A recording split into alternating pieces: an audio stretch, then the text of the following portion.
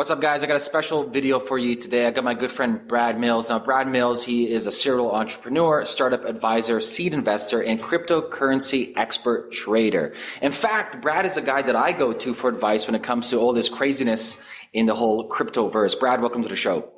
Thanks, sir. How you doing? Well, I'm pretty good, man. I've been paying close attention to this crypto market and maybe, you and I were talking about this, but maybe upcoming bubble, man. What's your opinion about that? So I think that for sure there's a bubble forming in some of the cryptocurrencies, and I'm not so sure that there's a bubble in Bitcoin.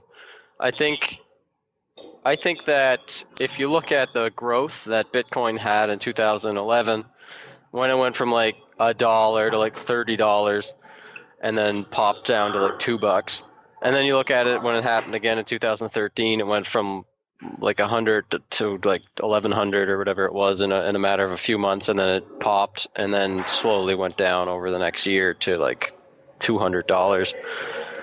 It's been since 2014. It's been slowly growing as the fundamentals have gotten better, and as people started using it more and more, and the network was built. VCs were investing in the infrastructure of cryptocurrency and Bitcoin. $100 million invested over that sort of dormant period from 2014, 2015. And Bitcoin started to grow, and the price was not valued properly for most of 2016 until we started to run up from the $500 up to like $1,000 at the end of 2016.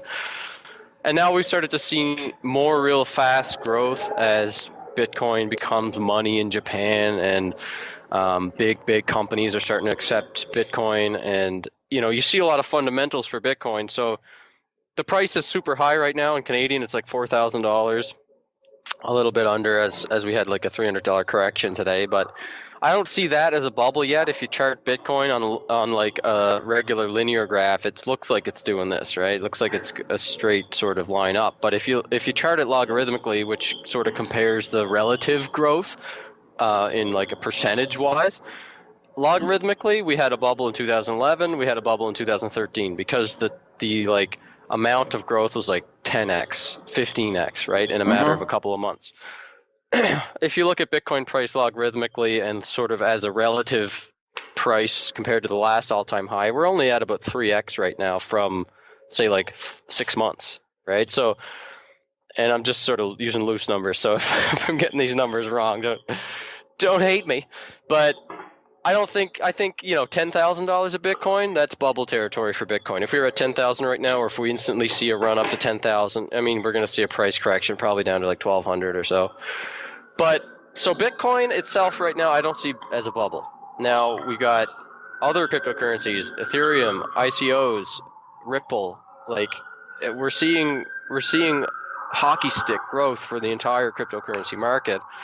What was it, 20 billion or something at the beginning of 2017? Was it 20 billion or 40 billion or whatever? I don't know. But we're up to like 110 billion today. Mm-hmm. In the matter of like 3 months, we've seen insane money come into the space, but even more insane growth. So it has to be a bubble forming in cryptocurrency in general. So it's just a matter of finding out like how big is this bubble? Can we sustain this kind of price growth, and when is it going to pop? That's kind of like what my, that keeps me up at night as a portfolio manager, managing my own and some friends and family money, and also as a fund sort of manager for Alphabet. We kind of have to try to stay ahead of the game by at least 2 weeks. So that's the big question, is like, when is this going to pop or correct, and how strong is it going to be? And what type of risk can you afford to take to expose yourself to the insane gains that have been in this cryptocurrency bull market since the beginning of 2016? What's the reward there? The reward is obviously bananas. Like the amount of money being made right now by just random people who are just throwing their money at. Oh, I saw that post you made. It's like some 15-year-old kid making millions of dollars in India. Excuse me. Yeah, this kid, he's a 19-year-old kid, and he's kind of like a young hustler, He's the sort of like, if you would think that back to like, the 1980s futures boom and even the turn of the century 1900 stock market booms and the tech bubble in 2000, like now cryptocurrency is sort of experiencing that same crazy like FOMO and everybody's making money, but now it's like random kids on the internet that are making all this money. It's not like Wall Street brokers, Yeah. it's like random kids that have access to a computer and a cell phone. Well, theoretically on the blockchain they have value, but when it comes to real world application and liquidity of it and purchasing power of it, it's not the same. Yes. Yeah, like it's paper profits right now. Yes. Like this kid in India, because of regulations over there, he's only allowed to take out $2,000 a month from his bank account, but he's worth like 10 million on paper And right now because let's say the bubble pops tomorrow, then it goes down to whatever, But I zero. mean, like, let's say the bubble pops. I really don't see it's going to be like a pop to zero. I think it's going to be a pop to like maybe like 80% loss, which is Okay. insane. Like it's very, very high. Well, But this, let's reverse. What are some telltale signs of a bubble approaching? for me, what I like to use as my bubble sort of indicator is the sentiment. So I like to watch, and I'm kind of in an echo chamber because I'm so heavily involved in the space. So most of my news and most of my information coming at me is cryptocurrency related. So I see people tweeting about like what ICOs they want to buy when they're totally have nothing to do with investing. They have no previous experience with managing money. They're just kind of like seeing all this hype and all this news, and they're like now buying ICOs. And when I see people tweeting about like, Ethereum is the new Bitcoin. Bitcoin's dumb. What a dumb name. And then the next day they post, and they can't even spell Ethereum, right? Like Yeah, they're spelling it. Ethereum, Ethrym. I had some guy message me. He's like, "Yo, do you know where I can get some Ethereum?" I'm like, "Yeah, sure. Let me know as well." Yeah. So these guys are tweeting about, oh, I just 2x'd my money on Ethereum. And Bitcoin, and they're spelling it like two words, like Bitcoin, and they're like, Yeah. it's so dumb. The CEO of Bitcoin can't even make up his mind about which algorithm to use. Like people just don't know anything about the space, but they're making all this money. Like that to me sort of like screams bubble. Mm-hmm.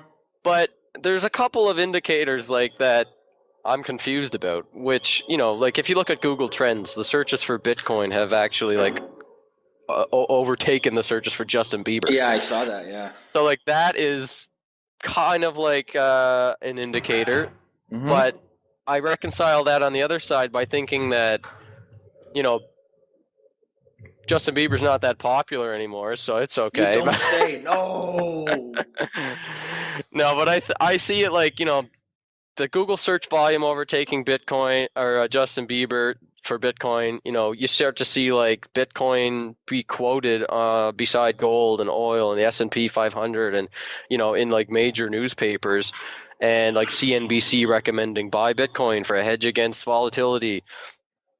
And all of these sort of mainstream news sources are starting to quote Bitcoin. Like there's a Bitcoin ticker on the Bloomberg terminals now. And so to me, like when I see the public so interested in Bitcoin, I'm coming from a time when 2011, like, it's very early, and you got to be like super nerd to be even like mining Bitcoin or whatever. So when you start hearing your grandmother talk about Bitcoin back then, it's like, okay, I'm in the space. So obviously people are going to talk to me about Bitcoin, and I'm going to hear more about Bitcoin because people are sharing it with me because I'm in the space.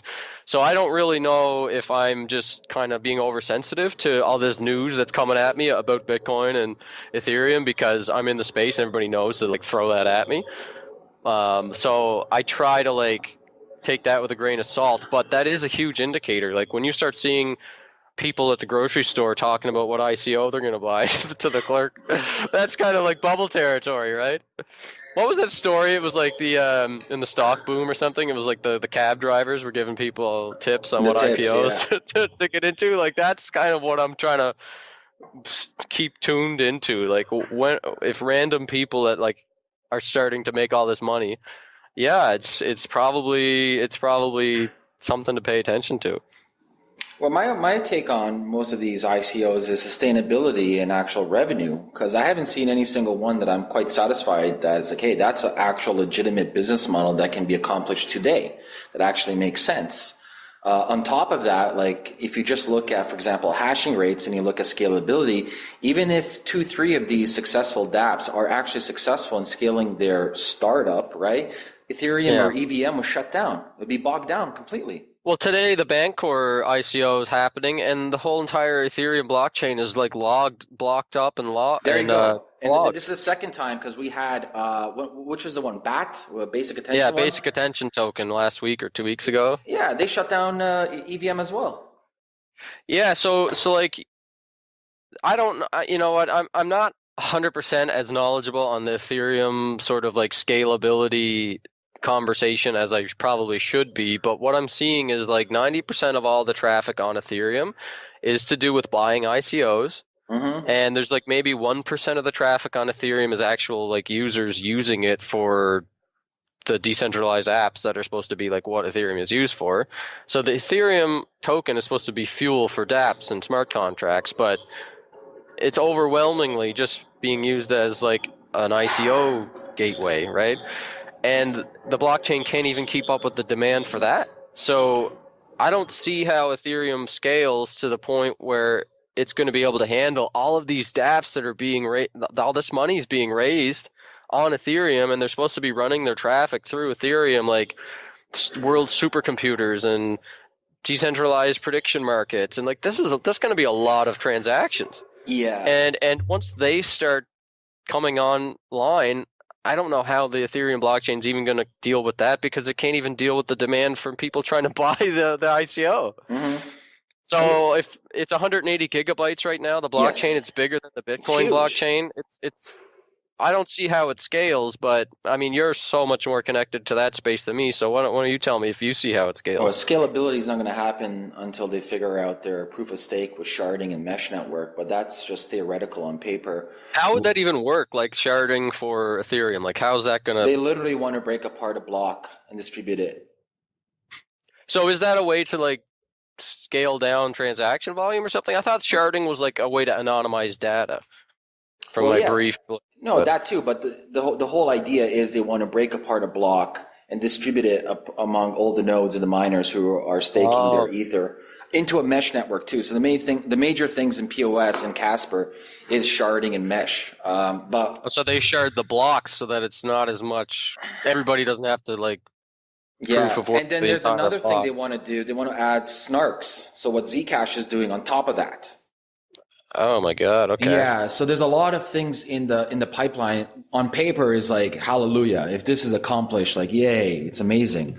But you know, like anything in life, there's obviously going to be roadblocks. There's going to be bugs. There's going to be hurdles. There's going to be failures. So there's going to be a lot of issues before this is actually successful. I like how Andres Antonopoulos states, like, I love that Ethereum's here so they can be testing everything for us, for other people to learn from, which is great. And this is one of my kind of beefs towards like Bitcoin Maximus. I'm like, you guys are kind of like oxymoronic oxymoronic in the fact that technology should be pushed. Technology should fail. Technology should be pushed as much as it can and crash as much as it can so other people can learn from it, and then we can build on top of it. So, you know, my issue right now with Ethereum is, scalability. It's not there yet. They're working on it. When are they going to roll out with it? Honestly, I don't know. I have no idea. As well as also, let's talk about price. So, you know, Ethereum, what's it at? Like almost like $400 right now, American. Let's say the price does go to 50% of that, to 200 overnight. How many of these ICOs do you think are going to start liquidating to fiat?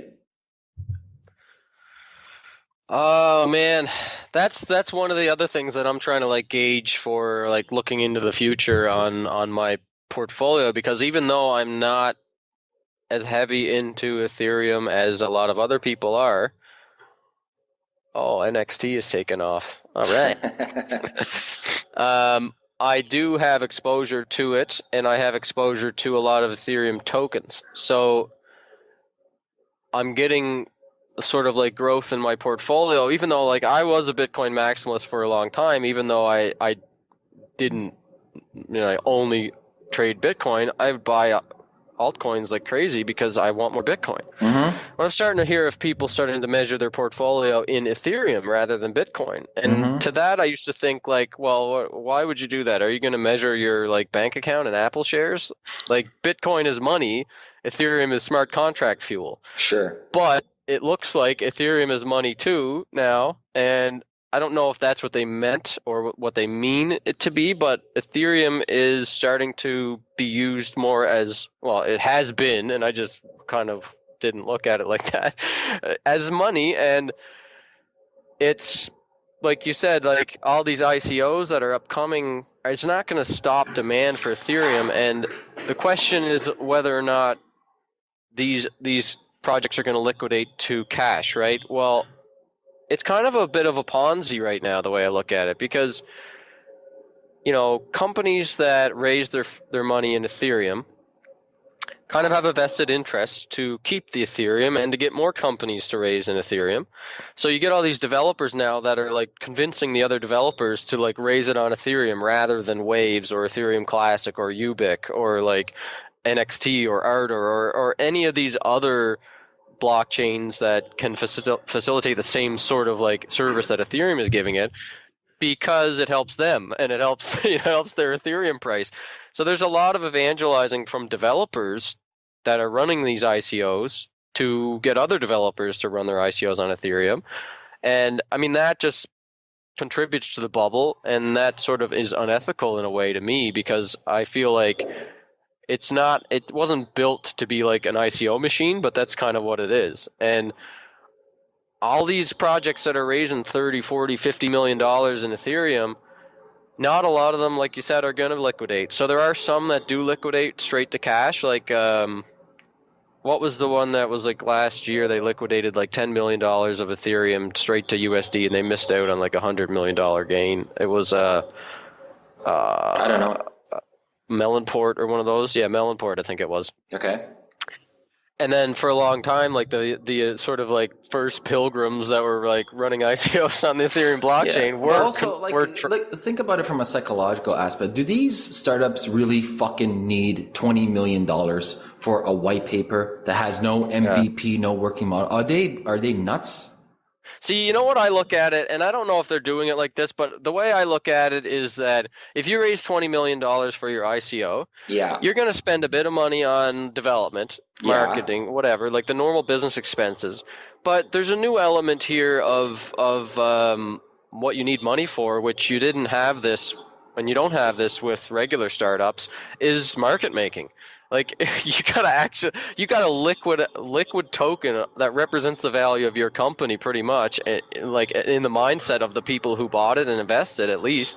If not, it's not actually like a securitized token, but it might as well be. If that's what everybody thinks, then you've got to keep the value up. Otherwise, you're going to be looked at as a failure. So, like, if you raise 20 million, a lot of these companies are starting to, like the ICOs are starting to say, take $5 million of that and use it for market making to sort of keep the price up or try to raise it up. Yeah, but which once is again, totally like they're speculating and artificially stimulating. It's artificial. Yeah, it's artificial. So, like, you got the biggest driver of the demand of Ethereum has been ICOs sucking out the supply, and the ICO holders, like the companies that are raising the money, holding the Ethereum and not or transacting OTC so that it's not going on the blockchain. It's like they're selling it over the counter to someone to liquidate, to like exchanges or over-the-counter brokerages and stuff like dark pools and whatever. Yep. So they're not going to dump 500,000 Ethereum at the market because that'll probably not get absorbed and it'll hurt the price. So they'll do it OTC. So whether or not these ICOs are liquidating a lot of their Ethereum or not, we don't see it because it's done over the counter. Doesn't hit the market, right? So you got huge demand from the community of the cryptocurrency investors due to the strong FOMOnomic analysis here. Fear of missing out economics. Yeah, you need to get the next 10x, right? So That's everybody's just dumping their coins into the ICOs to get at least the 2x, because it's just bubble time. It's on, right? So you got that strong demand. You got these major ICOs that are happening, like Bancor today, and what was the BAT like a week ago, and you got all these big ones coming up like Filecoin and EOS, and what's that other big one that Tezos. Tezos, yeah. That's just not going to stop. There's about 30 ICOs coming this year, at least, like big ones. So you got guys like Tim Draper and all these billionaires investing in Bitcoin and Ethereum, like coming out as investing big. You have 120 partnerships with the Ethereum Alliance, all big corporations. Yeah, so I mean, the demand is there for the token for sure, and I think the strongest demand on the upward price of Ethereum is these big ICOs. People need to buy Ethereum to get into these big ICOs. So it's probably going to go to 1,000 just because that's a magnetic number now. Like that's a mental magnet. Like you're looking at the price, like, oh, it's high, but it's not 1,000. So you got to get up to 1,000. So the biggest fundamental reason why I see it going to 1,000 is because of the EOS ICO. So EOS, for those who don't know, it's like a new ICO that's coming out. They're trying to be like the number one ICO. They're trying to raise $1 billion, right? So you say that, but that would sound ridiculous, but not in a bubble. So I think they will raise $1 million. $1 billion. $1 billion. $1 billion. And well, they already have a lot of pre-VC money as well. I think, yeah, and I think it's going to happen. They do have. No, I know they do. Like they were at Consensus, and I was there, and I was like amazed by the amount of money they were just blowing on like billboards on Times Square and like sponsoring these parties with their logo, like in diamonds and stuff. It's like this is insane. Like it's bubble time, baby. So it's like they're going to spend the money because they know it's going to make them more money. But here's the thing, like. EOS is going to probably raise $1 billion. EOS is kind of trying to like eat Ethereum's lunch, though. So it's a strange sort of phenomenon we have here. Ethereum raised Bitcoin to launch, right? So Bitcoin was high. Bitcoin was king. I mean, it still is king, but like at the time, especially, Ethereum raised Bitcoins, and now look at Ethereum. It's like chomping away at Bitcoin's dominance, right? EOS wants to do that to Ethereum. So EOS is like the better version of Ethereum. That's what they're pitching themselves as. And they have a plan to raise $1 billion in Ethereum, basically, and then they're going to launch and probably take a huge supply away from the Ethereum market cap and developers and dApps and stuff. So they're going to run it for a year. So that's our target, man. Like this bubble could last for a year because EOS is going to run $1 billion ICO for a year. So this, the money could keep flowing from VCs and like billionaires and stuff getting into the space. And we could still see these massive gains and these insane, like 1,000% daily runs in these tokens for a year. Like we could get to $1 trillion market cap by next year. It could totally happen in a bubble like this. So it's like at any moment, one hack or one ICO that raised $40 million that loses their smart contract or something like they get hacked or they run with the money or there's a bug in Ethereum that's found or like which the attack surface is huge on it right now. Look what happened with Quadriga. $13 million locked up today. That's probably worth $20 million. Like, yeah. So you see, like, I think that the House of Cards is sort of like it's stacking, right? We're stacking it up, but man, like one sort of like negative event that happens with either Ethereum or one of the big ICOs, I think that could possibly be what pops the bubble. But at the same time, we've got the counterforce of EOS, and who knows what money's behind them. Dan Larimer is like the creator of BitShares and Steemit, and they were both $1 billion valuations before $1 billion meant nothing because now we're seeing like shitcoins like Bytecoin, BCN hit $1 billion valuation 3 weeks ago. It's ridiculous. Like, they can get pumped to $1 billion, but back then that was like reserved for the cryptocurrency elites. You had like maybe Ethereum and Litecoin or something. Where I think the only ones at that point that had hit $1 billion. Maybe Ripple when it launched or something. But so anyway, Dan Larimer has, he's kind of getting a bit of he had a bad rep because people were calling both BitShares and Steemit a scam. So it was like had a bit of a bad rep, but now he's got a lot of like partners on this new EOS project that give him a lot of credibility. Plus, they just pumped BitShares. BitShares is $1 billion market cap now. It's ridiculous. So now it's like, oh look, his reputation is fine. Look, it's $1 billion market cap. So the fact that they can take BitShares from death to $1 billion market cap, because BitShares was totally dead for the last year and a half. Mm-hmm. When he left BitShares, it totally went like this, like down, negative. And then Steemit, he just left Steemit. And because the price was going down. It went from $1 billion down to like $25 million market cap or whatever low shit it was. But both of those have now pumped like crazy. So that makes me think like there's big money back in Dan and EOS, and they want him to look like he's some genius guru of blockchain guru. So they've, I don't know if this is what really happened, but look, he announces EOS. They start advertising it on Times Square and getting billboards and everything. A week later, BitShares, which he's not even really a part of anymore, pumps to $1 billion market cap. To me, that's foreshadowing what they're going to do with EOS. Mm-hmm. So I do think that EOS is going to be able to raise $1 billion, but I don't think they're going to get $1 billion of cash. They're going to get $1 billion in Ethereum. And how are they going to do that? All of these Ethereum like whales are going to put their money into EOS, and they're going to cause the price to drive up to $1,000.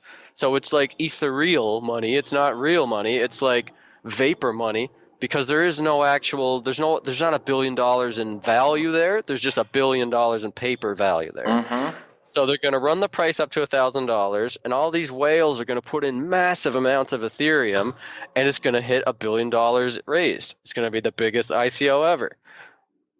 At that point, I don't know. That's my vision for the next year. I see that happening, but I don't know what happens after that. What's your take then on the whole Bitcoin thing then happening in August?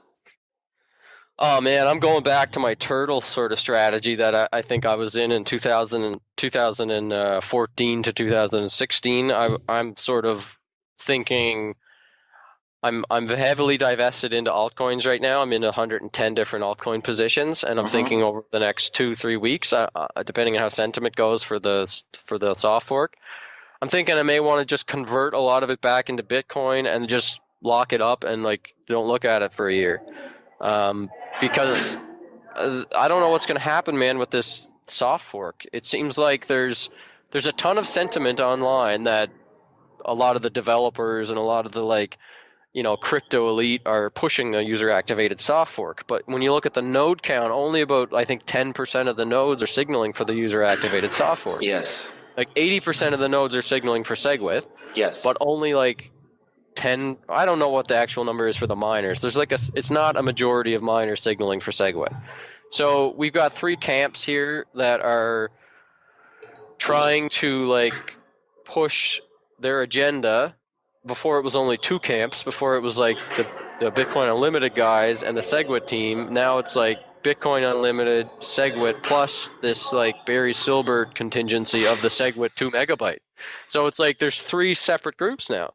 And the Bitcoin core block developers are for the most part against bigger blocks, and they're for just a straight SegWit, but they're accepting, they're okay with a SegWit user-activated software. Let's pull up. They have the Google Doc sheet. Where was it? Bitcoin. Maybe I can pull it up. Bitcoin Wiki SegWit. I don't know. Let me Google it. I just looked at it the other day. It was majority of the developers were for SegWit, but they were acceptable on software. So BIP 141, everybody prefers. Literally the whole core team, almost every, right. and some people not from the core team all prefer BIP 141. Then BIP 148. That's the user-activated software. Exactly, it's acceptable. It's a mix of acceptable and wanting with a mixture in a bunch of no's. Yeah. And then you got BIP 149, which is acceptable. And then you got SegWit 2 megabytes, and then co-op, which is the Barry agreement, which almost everyone's saying no. Yeah. So you got all the Bitcoin core developers saying no to Barry's consensus on, Bitcoin consensus, when it was released around the time of consensus in New York. said that he spoke with a lot of major companies, and there was an agreement that they're going to do SegWit 2 megabyte. But I spoke with a couple of core developers at Consensus, and they're telling me that the code's not ready for that.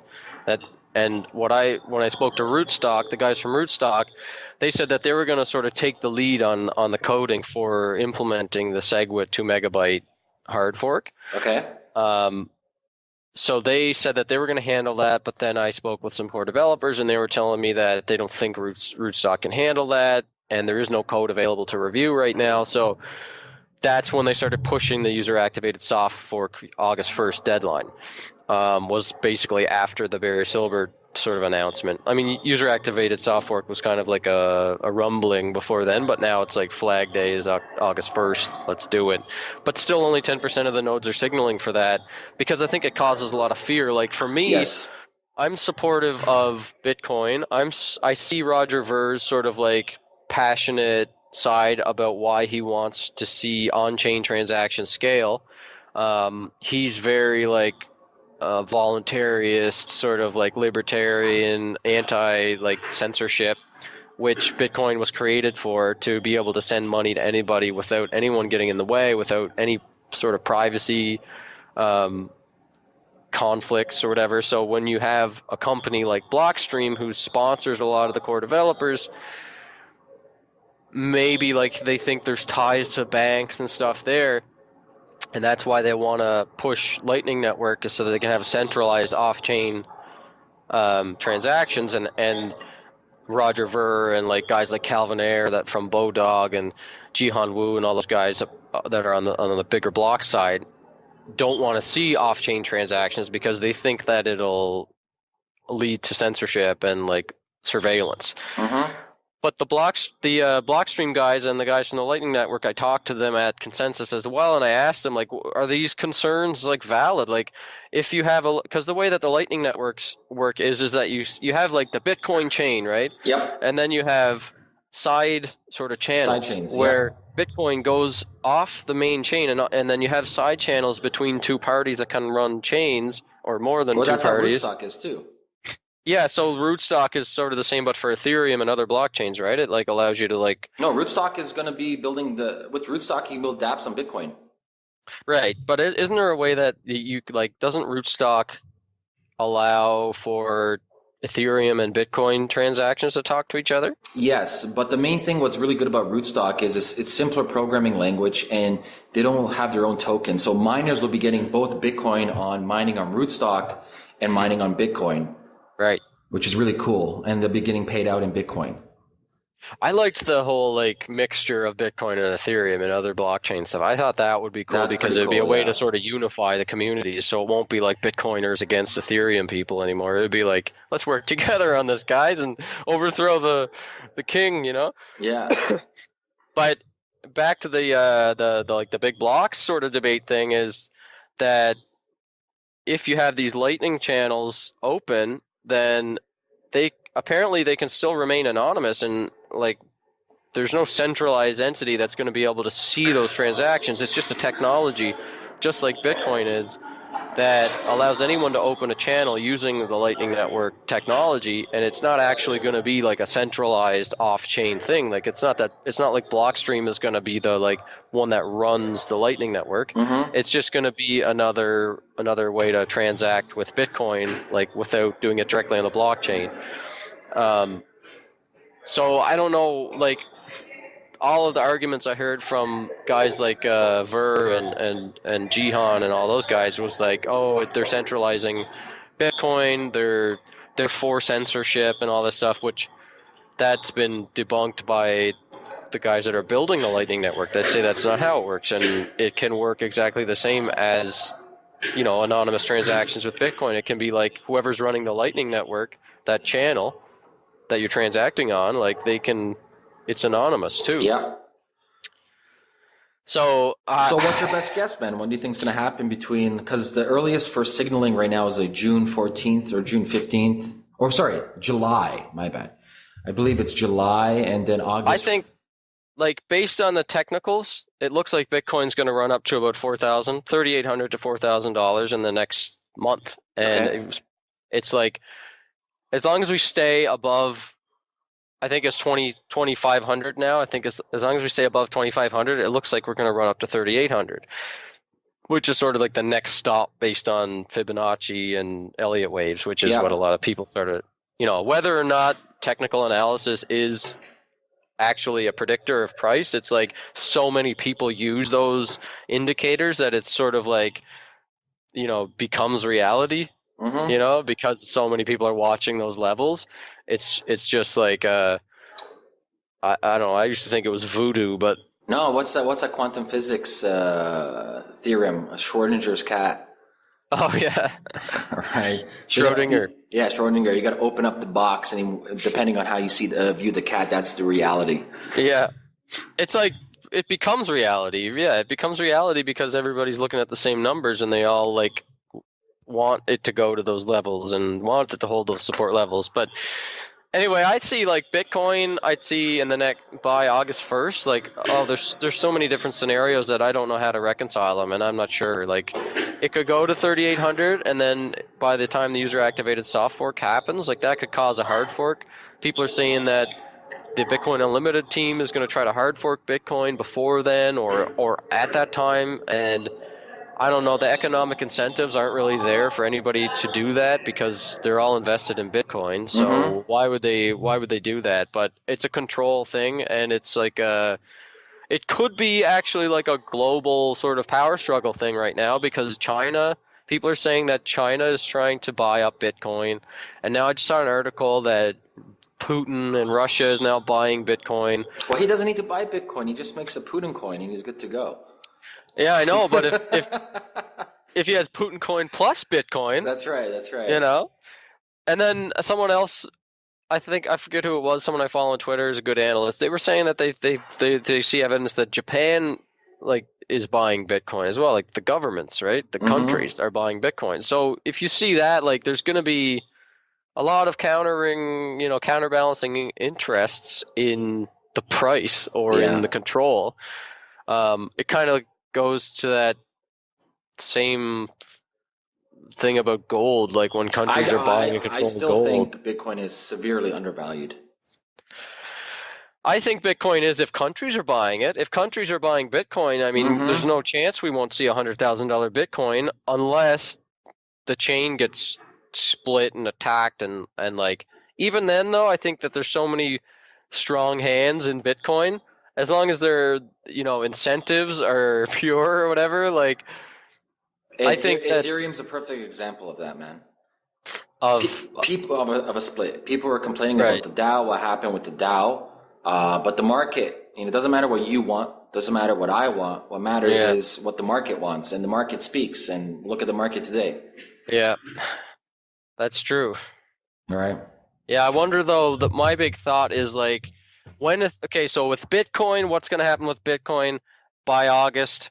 I don't know. It's kind of crazy. I got a couple more weeks to sort of like sort that out for myself and figure out what everybody else is doing. But I'm thinking I'm going to take a portion of my Bitcoin, store it off chain or sort of off exchange, off my like hot wallet, and just like sort of put it away for the $100,000 Bitcoin that's probably going to happen in the next 3 to 5 years. Yep. My trading capital, I'm going to probably diversify into like a lot of other alts. So to me, I think 3% of my portfolio right now is in Ethereum, but probably another 3 or 4% is in Ethereum tokens.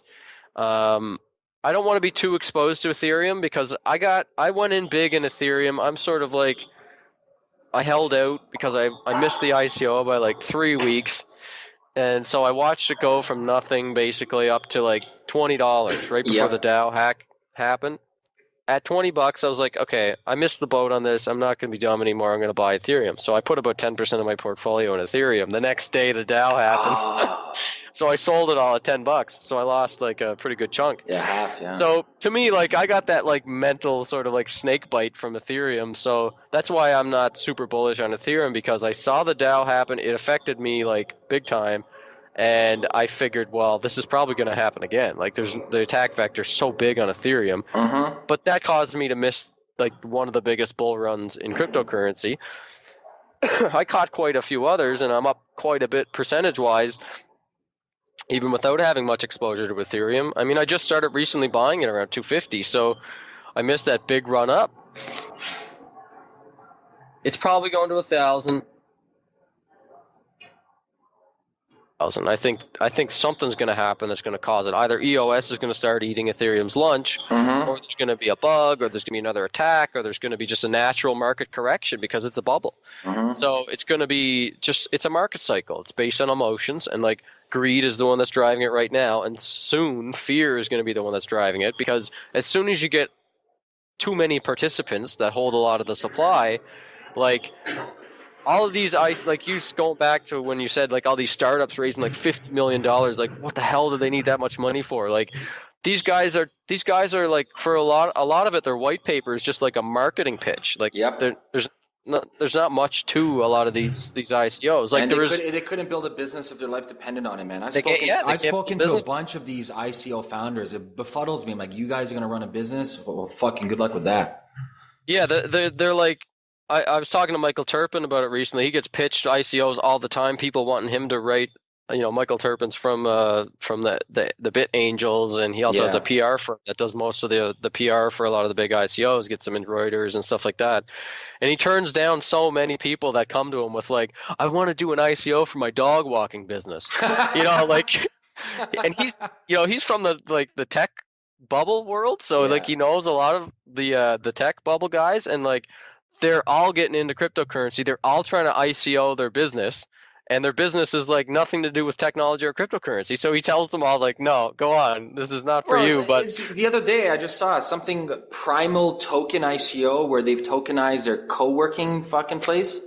Yeah. Primal, like a lot of these tokens, like their basic model is that they're kind of going to just like use the profits that they make to buy back the tokens, and that's going to make the token go up in value. It's ridiculous. Which is a silly model, but like it works. And it's one thing that I really like Vitalik. Two things I like. So a couple of days ago, 2 days ago, he released a statement about ICOs and the model for distribution of tokens, etc., and named DApps. Also, another issue I see in the space, and Vitalik, he mentioned this on Twitter, I think like a week or 2 weeks ago, is like, we literally are running out of talent. We don't have intellectual developers. We don't have researchers. We don't have academics. Money is outpacing the actual talent in the space. And it's like because our businesses, we train devs. Like hold on one sec. Yeah. Bancor multi-signature contract holds $150 million in Ethereum tokens right now. Just totally insane. Just blows away anything previous. ENS has 500 million, I think. So Bancor just raised $150 million, and EOS, like Bancor is like not worth that much money, I don't think. You know what? Actually, as a company, Bancor is worth that much money. As a technology, I don't think so. But as a company, that's going back to your point about companies and if they can run businesses. Bancor is one of the ones that actually could run a business that could be a unicorn. Like they've got the technology team in place, but it's a web product. It's like for users. Yeah. So they're going to try to get 1 billion users. Like that's something that we need. Good luck with them. Anyway, man. Insane. $150 million. That's crazy. So EOS is definitely going to do 1 billion. Yeah, Sorry, I interrupted. Breaking news alert. Breaking news. You were saying Vitalik was saying about he released his paper. Well, two things. He released a paper for just. I wouldn't say attacking, but talking about the ICO distribution and models for tokenizations. Right.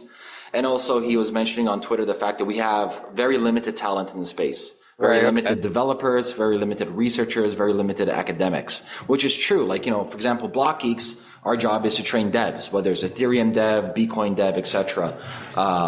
And we get emails all the day from companies, from banks looking to hire people. I'm like, they don't exist. They don't. Right. And so like for us to fill the need, like all these ICO, I'm always wondering where the fuck is their team? Where are they getting all this talent from? Yeah. Yeah. I mean, I guess I think I read from Needham or it wasn't Needham, it was Cambridge did a study recently about the space and the different metrics in the space. And this was about 3 months ago. And I think there was only about 2,000 jobs in the blockchain space right now. That's nothing. So we got a lot of room to grow, which could support the bubble, which could even make it not a bubble. So BlockGeeks is supporting the bubble by training people? You're training the bubble to grow bigger, man. You're inflating the bubble. No, we have a test at the end when you graduate as a Solidity developer. Is like it's a bubble test. How much are you going to raise in your ICO? Is that what your test is? Yeah. Are you going to do an ICO? Yes. Oh, you failed automatically. Yeah, there's a lot of silly ICOs happening. There's a lot of I think that's what so that makes me think that, kind of going back to that point about what's going to happen after 1,000, I don't think there's going to be a lot of strong hands. Like these guys that are kind of raising all this money, they're purely doing it for money. They're doing it for only money. And when the price starts to teeter and falter, and then that's when the fear takes over. Right now it's greed that's driving this price. But when the fear starts, when the bull market comes to an end and there's not enough buyers to soak up all this supply that's going to be there, when people are starting to sell their Ethereum to pay their bills and to do their marketing and whatever, and it's not going to get soaked up, or if a hack happens or whatever, whether it's a sort of act of God that sort of happens that hacks or whatever, or if it's just the natural market dynamics of supply, demand, greed, fear. When fear starts to take over, I don't think a lot of these guys that are controlling the wallets for these ICOs are going to be oh, I'm going to hold all the way down to $50. I think they're going to be dumping on the way down, because that's that was their cash cow. So it's probably going to go to Bitcoin. It's probably going to go to maybe Litecoin or Ethereum Classic or Ubiq or one of these other ones maybe Monero. Yeah, but I don't know. That's just a thought, but it could hold the value, because you got a lot of enterprises and VCs and strong hands holding the Ethereum as well. But then you've got EOS, which is trying to defeat Ethereum. So you're going to have EOS, I see as basically the Jihan Wu, Roger Ver, Bitcoin Unlimited version of the debate for smart contracts. It's they think, and Eternity is another one. They raised $60 million in Ethereum, and they just finished their second crowd sale, and they want to be Ethereum 3, a Bitcoin 3.0 or Ethereum 2.0. So you got a lot of these smart contract platform competitors. Then you got Ethereum Classic, which is supported by IOHK and Charles Hoskinson and Barry Silbert. And a lot of people credit Barry Silbert for taking Bitcoin from $500 to $1,500 because of the Bitcoin Investment Trust. And now you got the Bitcoin Investment Trust trading at the equivalent value of $4,800 US right now, because people can get it for their 401ks or whatever by buying GBTC. He supports Ethereum Classic for his Ethereum Trust. So people can buy the Ethereum Trust for their retirement funds and whatever. And so Barry Silbert has a lot of sway and power and influence. He's put his weight behind Ethereum Classic. So you're starting to see IOHK and Charles Hoskinson recruiting developers to develop on Ethereum Classic, and everything, ERC20 tokens and everything works on Ethereum Classic that works on Ethereum. And if they switch over to POS, then all the proof of work miners are going to switch over to probably Ethereum Classic, because they're going to stay proof of work. So you do have these Ethereum is the monster right now in that space, but EOS, Ethereum Classic, you got a lot of other motives there to sort of eat Ethereum's lunch. And if you're an investor and you're in the smart contract space, I mean, to me, good buy right now, Ethereum Classic, Ubiq. So UBQ it's a fork of Ethereum that is a non-mutable. It's an immutable fork, and they did a fair distribution. There wasn't an ICO. There's no pre-mine. There's nothing like that. It was a fair sort of distribution, and they're targeting enterprises that are nervous about having their transactions one day rolled back or something. So they're super small market cap compared to Ethereum. I think when I started buying it, it was 10 million market cap. Now they're at 100 million market cap. And I mean, it's one of the next sort of, if you like Ethereum, you're going to go down. Their hash power on that network hit an all-time high recently. So, I mean, it's got some fundamentals behind it. And they're a Canadian team too, so you got to like that. That's good.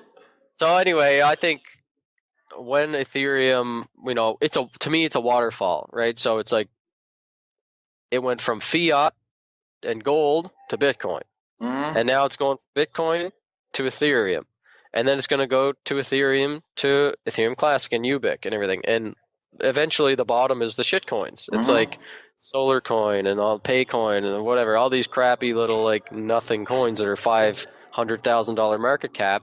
As an investor, like put a little bit of money in those, and you're probably gonna make money until the bubble pops because they go up like 20x, 30x, like insane sort of money to be had in this sort of like scooping the bucket from wherever the water's falling from this giant waterfall we've got here.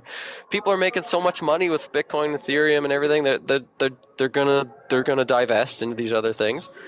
You're gonna make money until the bubble bursts. Sounds like trickle down economics. Oh, trickle down. Ah. How's the trickle down economics theory work? Money goes on the top, it goes to the bottom. Sounds like that's what's happening. I initially thought, man, that our bubble was going to pop like a month ago. I thought 2 months ago, I thought it was going to happen. So this has been surprising to me, and I'm constantly in a state of like, I know it's coming, but I'm also trying to expose myself to like history and books on bubbles and stuff like that so that I can play it right. So to summarize, it's coming. It's not a matter of if, it's a matter of when. And for everybody out there, they need to diversify, play it safe, downplay your risk, whatever that means for you. And that's that pretty much. I'd say like leave it off with a recommendation of a book. I'm currently going through Reminiscences of a Stock Operator, which is a book about this guy, James Livingston. He's like, it starts off with him as like a kid trading in bucket shops, like a 15-year-old kid with like $100 of his, I think he borrowed from his dad or something like that. Yeah. And his rise in the, boom, the stock market boom of the early 1900s. And it's an amazing book because it chronicles the bubble that happened back then, which has a lot of comparisons to today, because you're getting kids making millions of dollars with cryptocurrency. And back then, kids were making tons of money with stocks because it was unregulated and anybody had access to it. All you had to do was walk into the bucket shop and buy your stocks and, wait for the next ticker to come through on the ticker tape or whatever, next price, and hear tips, like people were tipsters giving tips to everybody. And I'm getting Facebook messages like, oh, what ICO should I buy and stuff. So, I mean, I draw a lot of parallels between the bubble that happened then, the bubble that happened in like the 20s. The futures markets was another one. Another great book is Trend Following, that chronicles, or The Complete Turtle Trader, that chronicles the 1980s futures bubble. So I'd say read a couple of books on the previous bubbles if you're kind of wondering like how you should play this market, because the biggest lesson I'm learning from it all is, we know what's coming, but we don't know when, and you got to figure out how much risk you're willing to take for how much reward, because a bubble can go for a year, a bubble can go for 2 years. Like, we think this is crazy right now because we've been in since like the prices were way lower, but the people are coming in right now thinking, oh, I can get a bargain on Litecoin because it's going to go to Bitcoin's value. Like, that's how people are thinking. So a lot of people that are coming into the space right now don't know much about cryptocurrency. They don't know much about the fundamentals or the technology. All they're looking at, some of these people are looking at like tokens that have supply in the billions that they're worth 0.01 cents. And they're like, oh, this is a bargain. This is going to go to like Ethereum to $300. So they're like buying all these crappy coins because they don't understand the supply and demand. But that's what there's a lot of dumb money. People wonder why they lose their money.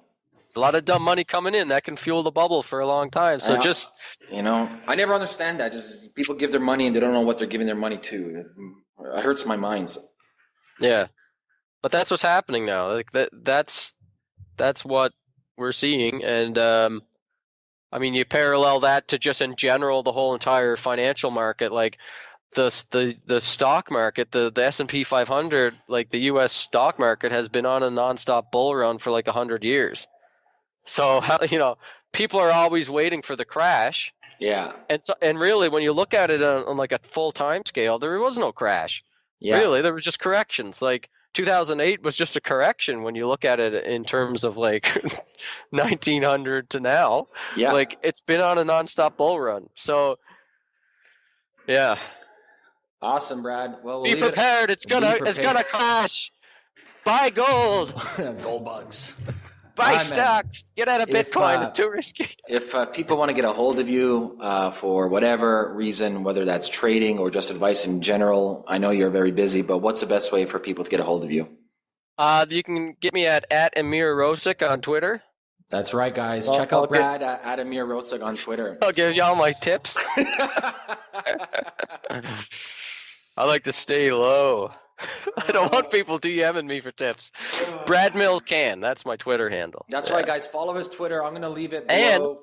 And if you're seriously want to invest like serious amounts of money, Alphabet is taking like accredited investors, but I don't really handle that. So I guess just Brad Mills can on Twitter is what. Yeah, I'll put it below. So many people want me to manage their money, but just so people know, I'm not going to manage people's money because I don't want to be responsible if this freaking bubble pops and then you lose half your money. Like that sucks to me. Then you got the wrong people knocking at your door. I'm turning everybody away. Like so many people are trying to get me to manage money for them. I'm like, no, thank you. Good call, man. All right, Brad. Thanks so much, man. I'll make sure I put all the information below this video and I'll speak to you soon. Thanks, Ameer. Yeah. Cheers.